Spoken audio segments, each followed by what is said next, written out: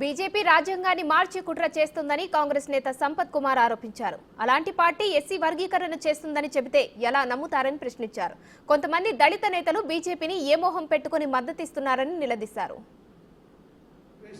ఎత్తేస్తామన్నటువంటి party Bharatiya Janata party, రాజ్యాంగాన్ని మార్చేస్తామన్నటువంటి party Bharatiya Janata party, పూర్తిగా దళితులకు బడుగు బలైన వర్గాలకు వ్యతిరేకమైనటువంటి పార్టీ భారతీయ జనతా పార్టీ.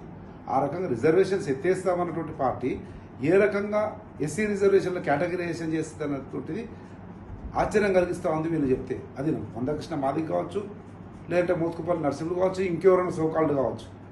కానీ ఇంతకంటే దుర్మార్గం లేదు. ఇటువంటి పరిస్థితి మా జాతికి దాపురిస్తుందని ఎప్పుడూ అనుకోలేదు. 10 సంవత్సరాల అధికారంలో ఉన్నటువంటి భారతీయ జనతా పార్టీ కానీ, ఇక్కడ బీఆర్ఎస్ పార్టీ కానీ వర్గీకరణ విషయంలో ఏమాత్రమూ స్పందించకుండా, ఒక అడుగు కూడా ముందుకేయకుండా, అదే కాంగ్రెస్ పార్టీ వర్గీకరణ కొరకు చిత్తశుద్ధితో పనిచేసింది. ఉషా మేరా కమిషన్ వేసింది. కమిషన్ రిపోర్టు ఆర్టికల్ 341ను రాజ్యాంగంలో సవరించాలని చెప్పింది. అది ఎన్నికల సందర్భంగా రావడం, దాని తర్వాత కాంగ్రెస్ పార్టీ అధికారంలో లేకపోవడం, బీజేపీ అక్కడ, బీఆర్ఎస్ ఇక్కడ అధికారంలో ఏం చేసిండ్రు 10 సంవత్సరాలను అడుగుతా ఉన్నాం బీజేపీని, బీఆర్ఎస్ పార్టీని.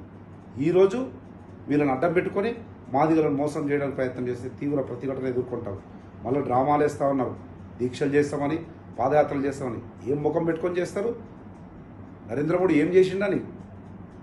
దళిత వ్యతిరేక పార్టీ, మనువాద పార్టీ భారతీయ జనతా